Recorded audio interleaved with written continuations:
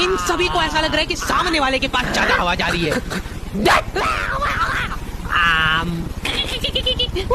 Cooler पे auto swing चालू करके ये लोग उसके साथ साथ घूम रहे हैं।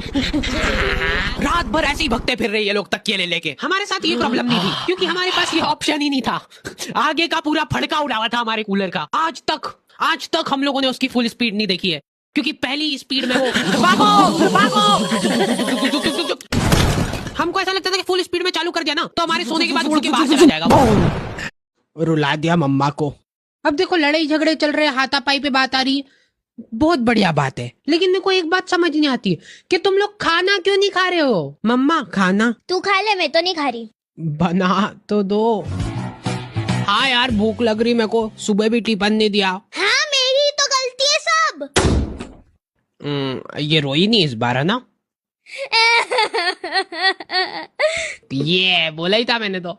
हमारे घर पे सामान इतना संभाल के रख देते हैं ना कि जरूरत पड़ने पे खुद को ही नहीं मिल रहा है।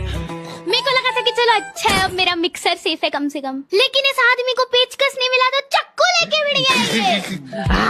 आज सही होगा ये मिक्सर। नहीं तू ले जा इस मिक्सर को। मेरा गला दब रहा है। मेरे घर का मिक्सर मैं ही सही करूंगा। मैं तो कह रही थी कि अपन दुकान पे जाके करवा लेते सही, वो थोड़ा ढंग से तो कर देगा। हर 2-4 दिन में मेरे को मगजमारी नहीं चाहिए फिर। मेरी मम्मा टेलर थे और इस बात का सबसे ज्यादा दुख मेरे को ही था क्योंकि मैं अपने स्ट्रगलिंग डेज में आंटियों के घर जा जाके ब्लाउज डिलीवर करता था। मतलब अभी भी करता हूँ। क्यों मम्मा आज खाने में ब्लाउज पूजा आंटी क्या दे के आता था, और रास्ते में जाते जाते गाय को रोटी भी डाल लेना, ठीक है। अब मेरा दिमाग पता नहीं किस लेवल पे चल रहा था। गाय गाय गाय गाय ये ले आंटी जी। पूजा आंटी को रोटी डाल दी। बेचारे पूजा आंटी घर पे फोन लगा के बोल रहे हैं, भाभी ये रोटी तो बहुत ही क्रिस्पी है। देख मेरी आंखों में। अरे देख ना, देखो मैंने तेरा दिमाग फेंकने का तो बोला ही नहीं था कहीं पे, तो तू कहाँ पे फेंक के आया बेटा? कहाँ पे फेंक के आया? तू पूजा आंटी का रोटी डाल के आया तो फिर ब्लाउज कहाँ पे? वो कहाँ पे? देख बता दे इज्जत से कि क्यों भेजता था तू रिंकी को डेली स्नैप। क्योंकि वो भी मेरे को भेज तो वो तेरे को क्यों भेजती थी वो मेरे को क्या पता। रिंकी का बंदा 28 साल का बदमाश हो रखा है और रिंकी 17.5 की है। भाई बस 15 सेकेंड टूटने वाली है इसकी स्ट्रीक। नहीं मत करो ऐसा। नहीं 2 1 इस बार छोड़ रहे हैं, अगली बार से रिंकी को स्नैप भेजने की गलती मत करना। इतना कुटाने के बाद रिंकी मेरे मन से उतर गई थी। क्लास की लड़कियां इतनी भी बुरी नहीं लगती है। वो तो यूनिफॉर्म टट्टी है हमारे स्कूल की, एकदम टट्टीश कलर होता है ना वैसा कर दो। ये पहन के अब अपने स्कूल के बच्चे एकदम क्यूट छोटे छोटे टट्टी के टुकड़े लगेंगे।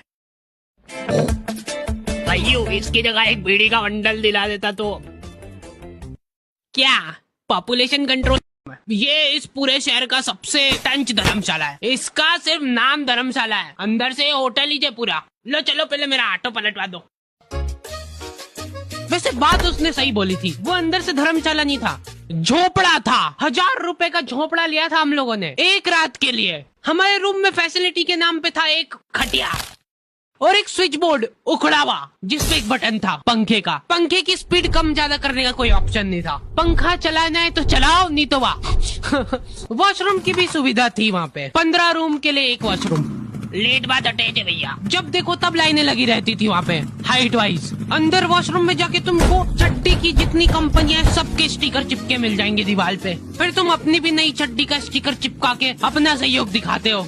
चमेली आखिरी में आती थी तो वैन पूरी पैक पुक हो रखी होती थी, बच्चे बाहर उबल रहे होते थे और मैं अपना बस्ता पास में रख के एक्टिंग देखो एक्टिंग। और जैसे ही वो आती थी, हड़बड़ाना नहीं, ऐसे टाइम पे हड़बड़ाते नहीं है कि फटाफट बैग उठाया और आओ इधर बैठो जल्दी। मत करना ये हरकत, भाग जाएगी वो। ठरक नहीं झलकना चाहिए जरा सिक भी, एकदम सटल रखना है। क्या हुआ, और कहीं जगह नहीं है क्या? तेरे मुंह में मूत दूंगा मैं। अच्छा ठीक है इधर ही बैठ जाओ। देख रहे हो एक्टिंग देखो तुम लौंडे की। ना जाने कौन सी नशीली खट्टी मीठी खुशबू लगा के आती थी चमेली। आज तक उसकी खुशबू है मेरी नाक में। मैं वो खुशबू का पूरा मजा ले ही रहा होता हूँ, इतने में एकदम बबका बास आती जाने का। इतने में हमारी क्लास में एक बीमार बच्चा आता है सिक लीव की एप्लीकेशन देने। प्रिंसिपल की स्पेलिंग सही करके लाओ। एब्सेंट। पैसे कौन देगा इसके इलाज के? अच्छा स्टूडेंट था, लेकिन आज भी एब्सेंट ही लगी। लॉन्डो के ग्रुप में जाके मैंने एक अलग सा डर महसूस करा। हाथ में पटाखे जला रहे ये लोग, और ऐसा भी नहीं कि जला के फेंक दिया और फिर वो जाके फूट जाएगा। इनको आखिरी सेकंड में फेंकना है कि हवा में फूटे वो। मेरे को ट्रेनिंग दे रहे थे ये लोग। पहले सुर्री छिल ले तो धीरे धीरे जलेगा वो, फिर जला। अब ये इतना धीरे धीरे जलेगा ना, लो शक्कर पारे खाओ। ये लोग बम उड़ा उड़ा के फोड़ रहे और रॉकेट जमीन पे जला दे रहे। एक फटाका तरीके से नहीं जलाना है इनको। फुलझड़ी का तार निकाल के चक्री में घुसा देंगे, फिर चक्री जलाएंगे।